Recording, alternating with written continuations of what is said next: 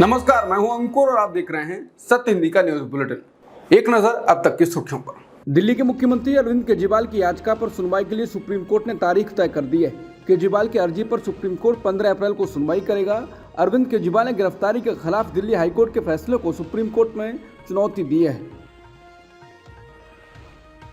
राजस्थान में लोकसभा चुनाव के पहले चरण में 12 सीटों पर चुनाव हो रहा है। बीकानेर सीट भी इनमें से एक है। यहां कांग्रेस ने गोविंद राम मेघवाल को चुनाव लड़ाया है।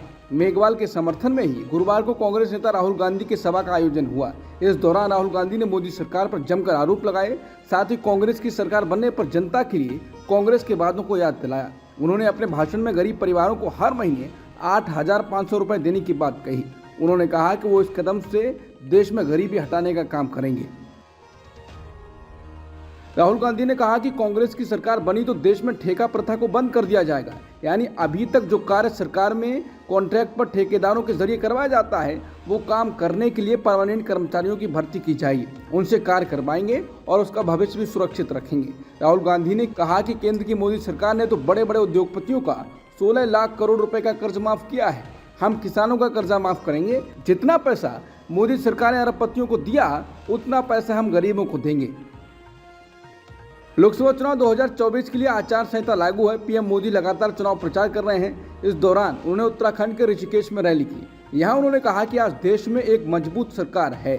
आतंकियों को घरों में घुसकर मारा जाता है। पीएम ने कहा कि देश की जनता ने पूर्ण बहुमत वाली सरकार का कामकाज देखा है। आज देश में ऐसी सरकार है जिसने बीते 10 साल में भारत को पहले के मुकाबले कई गुना मजबूत कर दिया है। जब देश में कमजोर सरकार रही, दुश्मनों ने फायदा उठाया है। तब भारत में आतंकवाद ने पैर पसारे थे। अब आतंकवादियों को घर में घुसकर मारा जाता है। एक पत्रकार की वीडियो को कांग्रेस नेता सुप्रिया सिनेत ने ट्वीट किया है, जिसमें वो पत्रकार जनता से बात कर रहे होते हैं। शख्स पीएम मोदी से गुस्साए होते हैं। वो कहते हैं कि पीएम मोदी ने वादा किया था कि बनारस को क्योटो बनाएंगे, लेकिन कुछ नहीं किया और मंदिर को एक तरफ कर दिया है। जब उस शख्स से सवाल किया जाता है कि 400 पार हो रहा है या नहीं, जवाब आता है, ये जाएंगे समुद्र के पार, हम इनको समुद्र के पार भेजेंगे। बीजेपी सरकार के खिलाफ क्षत्रिय लगातार विरोध में आवाज उठा रहे हैं। इस बीच गुजरात का एक वीडियो काफी वायरल हो रहा है, जिसमें विरोध कर रही महिलाओं को पुलिस जबरदस्ती कार में घुसा रही होती है। इस पर अब पहलवान बजरंग पूनिया ने ट्वीट किया है। उन्होंने कहा है कि आंदोलित महिलाओं के साथ ऐसा व्यवहार करना निंदनीय है। किसी भी समाज के साथ ऐसा व्यवहार करने के बजाय सरकार को सम्मानित ढंग से उनसे बात करनी चाहिए। लोकतंत्र में संवाद के बजाय अगर सरकार पुलिसिया जुल्म करवाएगी तो हम इसके खिलाफ खड़े होंगे। इसके साथ ही उन्होंने हैशटैग में लिखा है, रीस्टोर डेमोक्रेसी। आजकल कई यूट्यूब चैनल्स पर एक्शन हो रहा है। बोलता हिंदुस्तान को तो यूट्यूब बंद भी कर चुका है।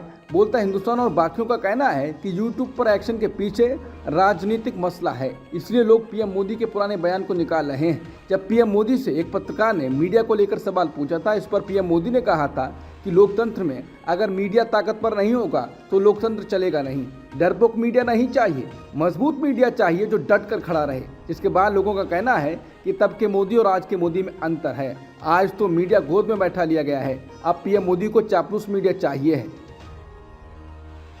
लोकनीति CSDS ने सर्वे किया है, जिसको द हिंदू ने छापा है। सर्वे में सवाल पूछा गया कि लोकसभा चुनाव में किसे वोट देना है। इस बारे में अंतिम फैसला लेते समय आपके लिए कौन सा सबसे बड़ा मुद्दा होगा।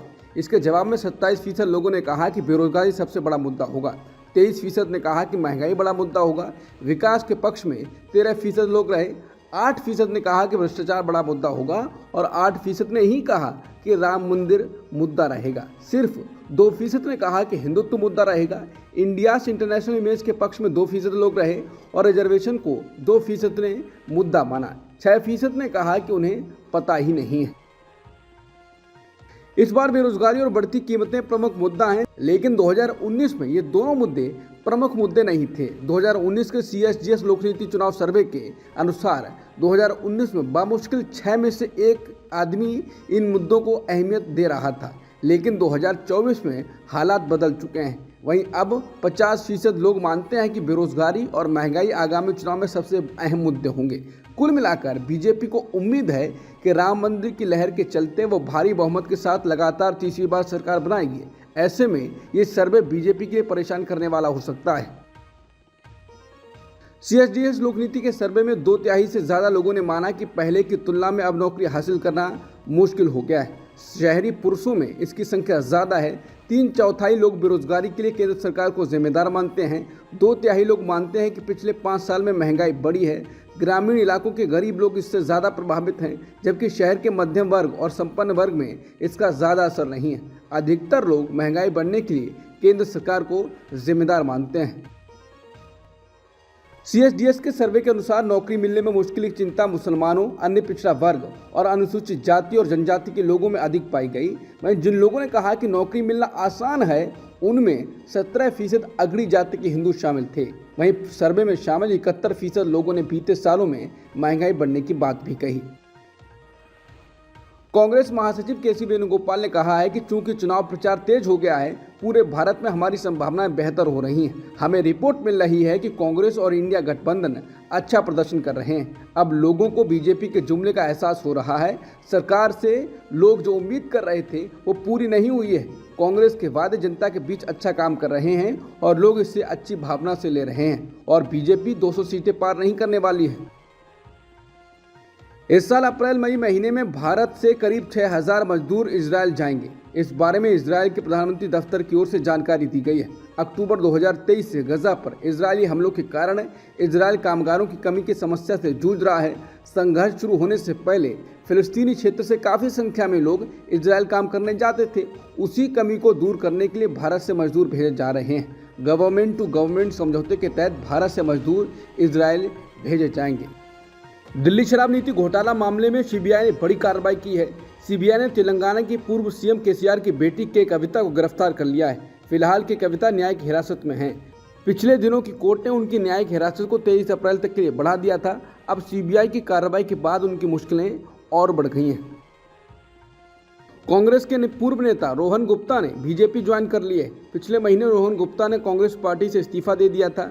रोहन गुप्ता ने बीजेपी में शामिल होने के बाद कहा कि मोदी का जो सपना है देश के लिए, उसे देखकर लगा कि हमें भी इस सपने में योगदान देना चाहिए। बता दें, कांग्रेस ने रोहन गुप्ता को अहमदाबाद पूर्व से लोकसभा का टिकट दिया था, लेकिन पारिवारिक कारणों का हवाला देते हुए रोहन गुप्ता ने कांग्रेस के टिकट पर चुनाव लड़ने से इनकार कर दिया था।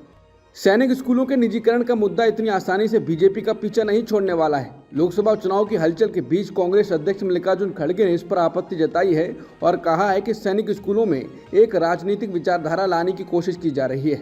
खड़गे ने राष्ट्रपति द्रौपदी मुर्मू को पत्र लिखा और नीति को पूरी तरह से वापस लेने और करार किए गए समझौता विज्ञापनों को रद्द करने की मांग की है। कांग्रेस अध्यक्ष ने एक आरटीआई से मिली जानकारी के हवाले से कहा है कि बीजेपी सरकार द्वारा सैनिक स्कूलों में पीपीपी मॉडल के लागू किए जाने के बाद निजीकरण हो रहा है और उसमें लगभग 62% स्कूलों का स्वामित्व बीजेपी व संघ से जुड़े लोगों के पास है। गुजरात सरकार ने अब साफ तौर पर कहा है कि बौद्ध धर्म अलग धर्म है, इसलिए हिंदुओं को धर्मांतरण के लिए पूर्व अनुमति लेनी होगी। द इंडियन एक्सप्रेस में छपी रिपोर्ट के अनुसार ये सर्कुलर गुजरात सरकार के गृह विभाग द्वारा 8 अप्रैल को जारी किया गया था। दरअसल सरकार ने पाया था कि बौद्ध धर्म अपनाने के लिए आने वाले आवेदनों को नियम के तहत नहीं ट्रीट किया जा रहा था। मुख्यमंत्री ममता बनर्जी ने कहा है कि वो किसी भी हालत में पश्चिम बंगाल में CAA, NRC और समान नागरिक संहिता यानी UCC नहीं लागू होने देंगी। वो कोलकाता के रेड रोड इलाके में ईद की नमाज के लिए जुटे लोगों को संबोधित कर रही थी। पीएम मोदी ने चीन से विवाद को लेकर अपनी बात रखी है। मोदी ने कहा कि हमें तत्काल समाधान की जरूरत है। उन्होंने कहा कि भारत और चीन के बीच स्थिर और शांतिपूर्ण संबंध पूरे क्षेत्र और दुनिया के लिए महत्वपूर्ण है। प्रधानमंत्री मोदी ने अमेरिकी पत्रिका न्यूज़ वीक को दिए इंटरव्यू में ये बात कही। लोकसभा चुनाव 2024 से पहले चीन और पाकिस्तान के मुद्दे को लेकर रक्षा मंत्री राजनाथ सिंह का बयान सामने आया है। चीन पर उन्होंने कहा कि पीएम मोदी के सत्ता में रहते हुए 1 इंच भी जमीन कोई कब्जा नहीं करेगा। जिंदगी में दोस्त बदल सकते हैं, पड़ोसी नहीं। पीओके पर उन्होंने कहा कि पीओके हमारा था और रहेगा। अगर पाकिस्तान को लगता है कि आतंकवाद को काबू करने में असमर्थ है तो भारत सहयोग करने को तैयार है। इलेक्ट्रिक कार बनाने वाली कंपनी टेस्ला और रॉकेट लॉन्च व्हीकल बनाने वाली कंपनी स्पेस एक्स के मालिक एलन मस्क ने कहा है कि वो प्रधानमंत्री मोदी से मुलाकात करने वाले हैं। सोशल मीडिया साइट एक्स पर उन्होंने एक पोस्ट कर इसकी जानकारी दी। उन्होंने लिखा, देश के प्रधानमंत्री मोदी से मिलने के लिए मैं उत्सुक हूँ। हालांकि मुलाकात कब होगी, भारत में होगी या कहीं और, इसे लेकर मस्क ने कोई जानकारी नहीं दी है। अमेरिका के राष्ट्रपति जो बाइडेन ने ईरान की चेतावनी के बीच इजरायल को हर संभव मदद का वादा किया है। ईरान ने इजरायल कार्रवाई की चेतावनी दी है। पिछले दिनों सीरिया में हुए हमले में कई ईरानी मारे गए थे। बाइडेन ने कहा कि हम इजरायल की सुरक्षा के लिए हर संभव मदद करेंगे। ईद के मौके पर अपने संदेश में ईरानी नेता आयतुल्लाह अली खामेनी ने कहा था कि सीरिया की राजधानी दमिश्क में इजरायल का हमला ईरान पर हमला है और इसकी सजा दी जाएगी। अब तक की सुर्खियों में इतना ही। बाकी खबरों के लिए बने रहिए सत्यहिंदी.com के साथ।